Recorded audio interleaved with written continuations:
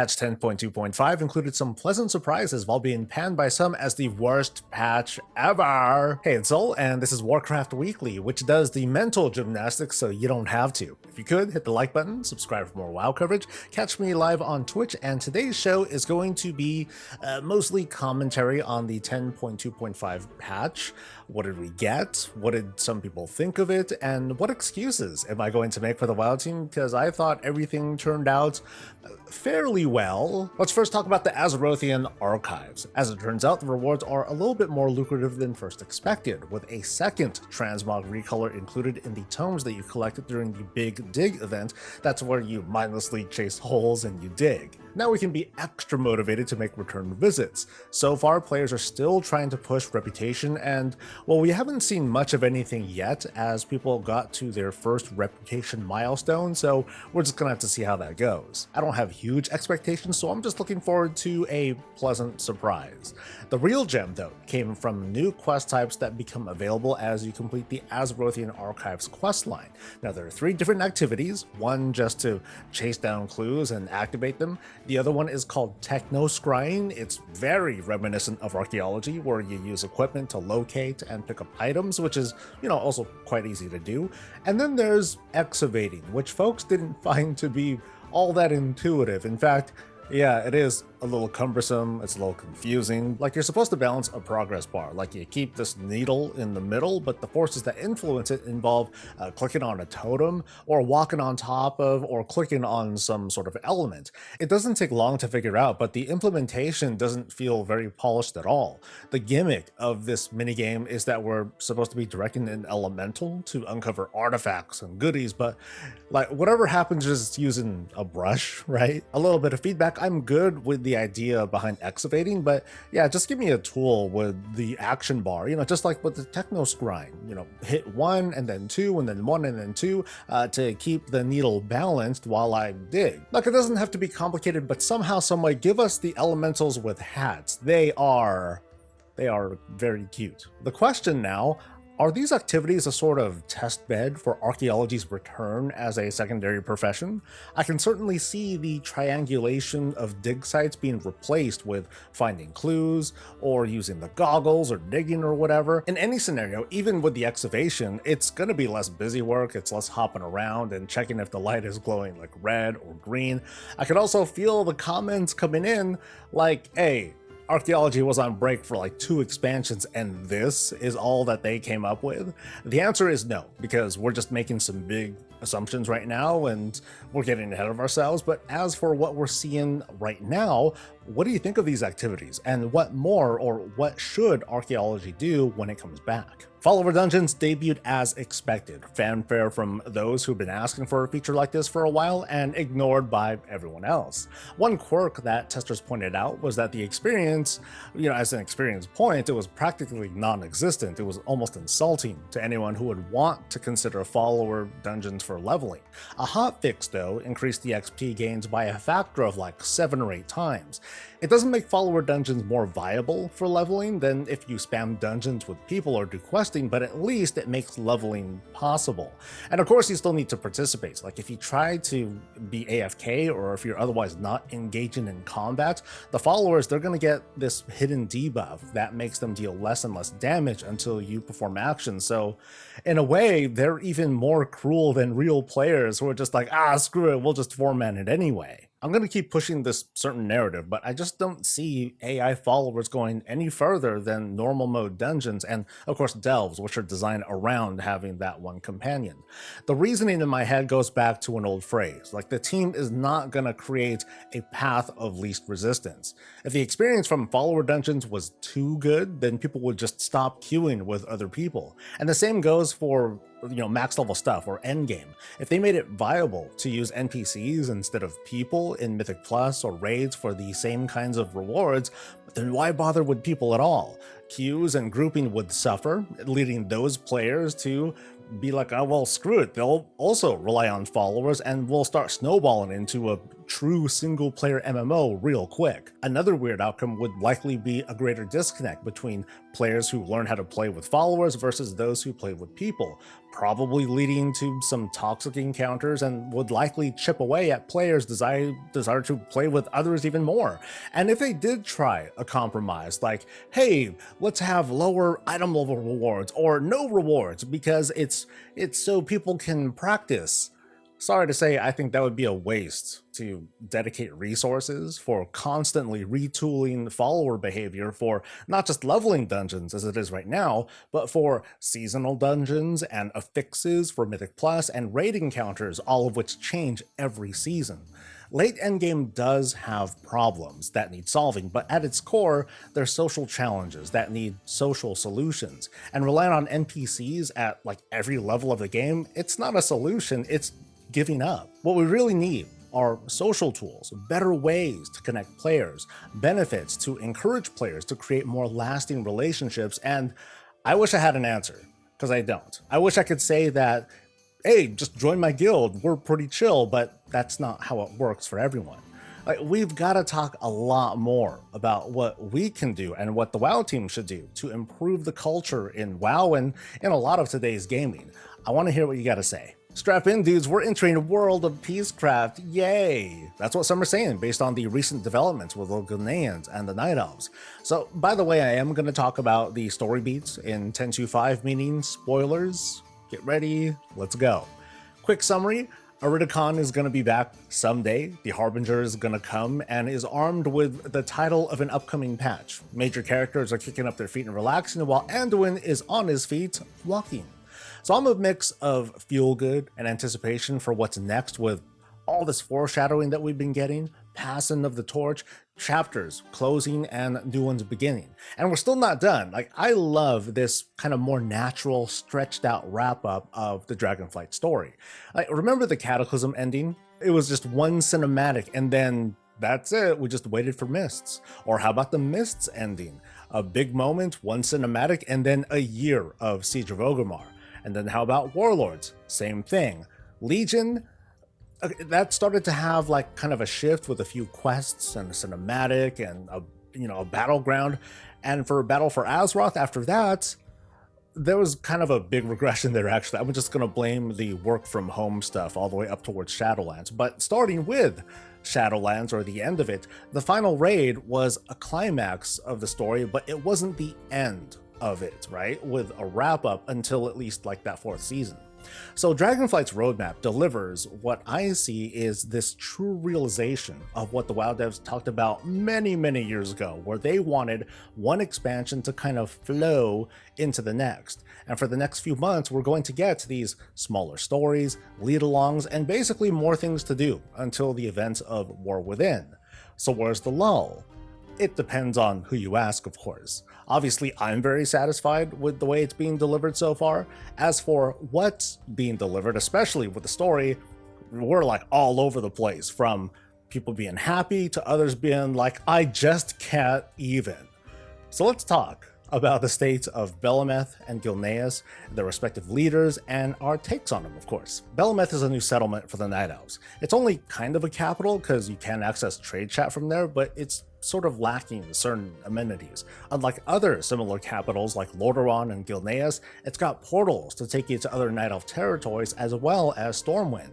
And it's a vibe. It's very chill but cozy, and nearly every Night Elf that you've ever met is somewhere in the zone. For everyone, we got these cool transmog appearances while exploring, and we also got a very important cinematic to conclude the Night Elf story since Battle for Azeroth.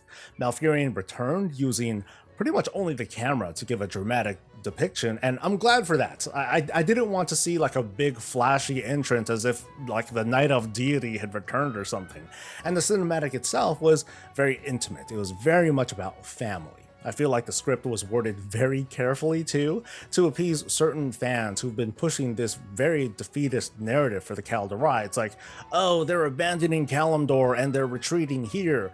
And in this case, it felt like Tyrande was speaking almost directly to them. So it doesn't sound like Ashen Vale or Darkshore or Hyjal are being like contested.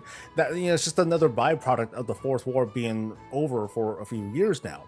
And Tyrande promised to one day return to Teldrassil, which personally I found a little bit odd. Like I'd rather they settle on Darkshore because, you know, that's actual land and everything. But first, Tyrande and Malfurion are going to give themselves a well-deserved rest over here in Bel'ameth, leaving Shandris basically in charge as the acting faction leader.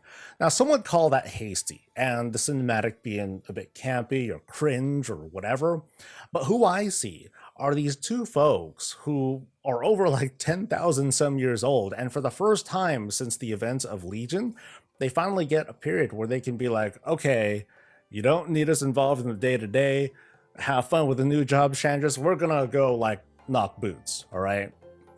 That's a sex reference, by the way, and actually wait, Malfurion's got like talons for feet, so maybe that's not gonna work. Can we move this along?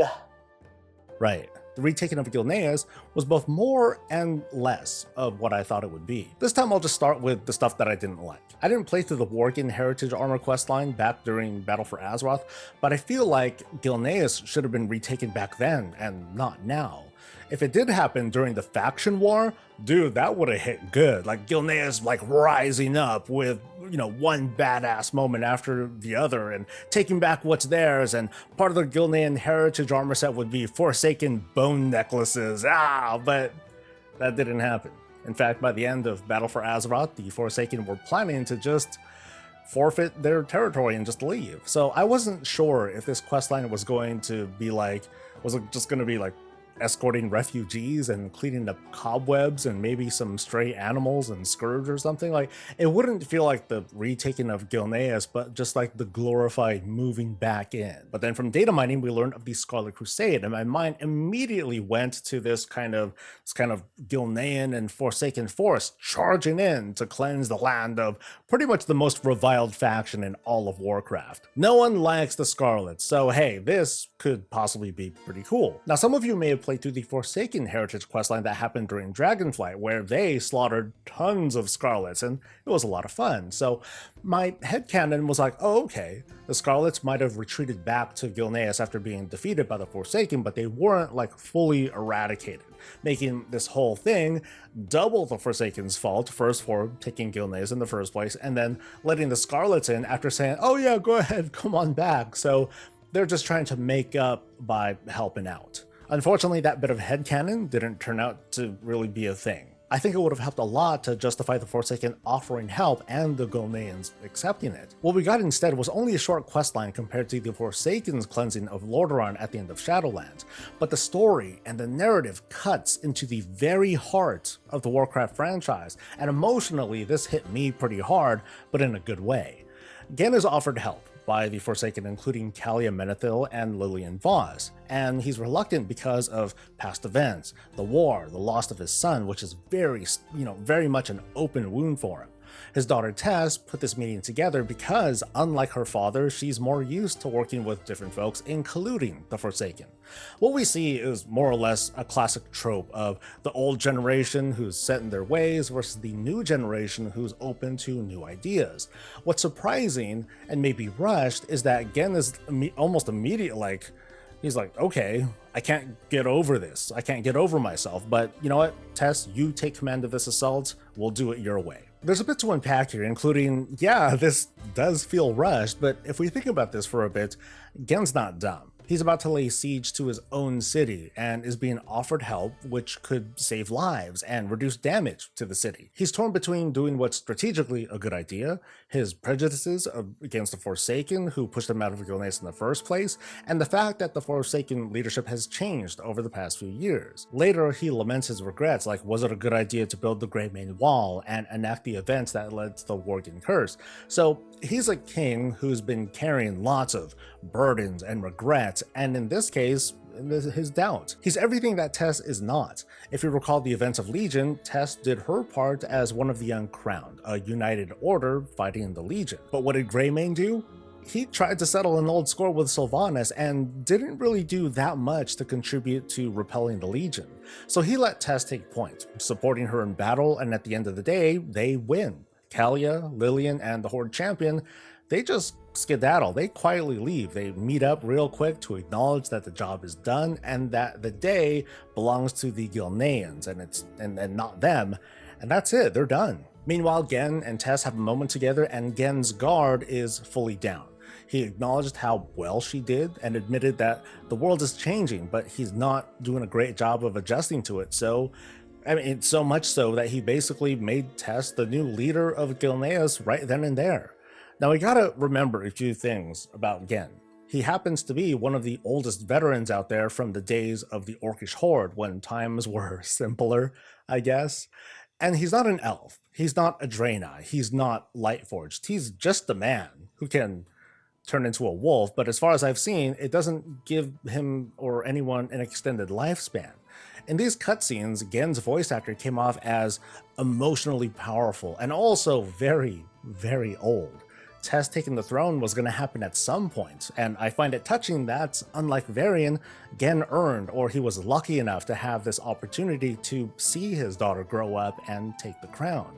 It's not a goodbye from him, but it's a moment that we don't get to see much of in this franchise when characters tend to leave the story as a lootable corpse. With this, we're left with only a handful of races, pre-battle for Azeroth, who still have the same leader. The way I see it, Gen is the character who, more than anyone, represents the old days of Warcraft, when it was basically just orcs versus humans. When I hear people say that they want to, they gotta bring the war back in Warcraft, I used to be confused because dude, there's always a war going on in World of Warcraft. We're always fighting something. Now I'm seeing with kind of clear eyes that some fans want the simpler times of Warcraft 1 and 2, when the game wasn't about emotional nuance or the impact of war, but simply the war itself, the meat grinder. And, I can respect that take a bit more. As we slow walk to a new generation of heroes, it's easy to claim that we're going to going in a better or a worse direction, but you also might have noticed that we all come from different walks. We all absorb this game and story differently, and we all have takes. That's why I'm always excited for what's next, because, well, I get a new experience. And then of course I look at other folks to see all sorts of other reactions, and, well, that's the show. I know I got more than a little bit preachy there, sorry about that, but I just thought I'd share. But now it's time for me to listen. I want to hear your thoughts and reactions to the patch or anything that I've said, and hey, how are you feeling? Stay tuned for next week, though, as we have a Twitch drop coming for World of Warcraft, as well as a support a streamer promo going on for Diablo fans. Anyone out there still? Anyway, be here Tuesday at 10 a.m. Pacific. I'm going to be here streaming a few hours of WoW for your drop before I decide what to do next, and I hope that you have a good time today. Let's give thanks to our wonderful folks over on Twitch and Patreon for their continued support, and of course there's you, viewer. Thank you for making it to the end. You fed the algorithm. Now all you got to do is hit the like button, subscribe for more coverage, catch me live, and I'll catch you later. Stay safe, stay healthy, and stay breezy.